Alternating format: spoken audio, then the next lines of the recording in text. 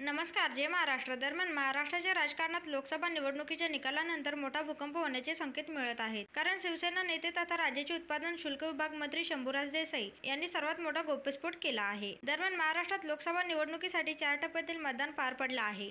आता शेवटचं 5व्या टप्प्यातील मतदान येत्या 20 मेला होणार आहे. यानंतर 4 जूनला लोकसभा निवडणुकीचा निकाल जाहीर होणार आहे. लोकसभा निवडणुकीच्या निकालानंतर महाराष्ट्राच्या राजकारणात मोठा भूकंप होणार आहे. कारण महाविकास आघाडीतील बडे नेते महायुतीत सहभागी होणार आहेत. विशेष म्हणजे महाविकास आघाडीतील काही नेत्यांकडून लोकसभा निवडणुकीत आम्हाला आतून मदत करण्यात आल्याचा खळबळजनक दावा मंत्री शंभूराज देसाई यांनी केला आहे. मात्र यांच्या या दाव्यामुळे राजकीय वर्तुळात एकच खळबळ उडाली आहे. दरम्यान शंभूराज देसाई यांना यावेळी मराठा नेते मनोज जरांगे पाटील यांच्याबाबत प्रश्न विचारण्यात आला. त्यावर देसाई यांनी प्रतिक्रिया दिली. मी निवडणुका झाल्यावर मनोज जरांगे पाटील यांना भेटून सरकारने काय काय केले आहे ते दाखवणार आहे. तुलनात्मक त्यांना आम्ही माहिती देणार आहोत, अशी प्रतिक्रिया शंभूराज देसाई यांनी दिली आहे.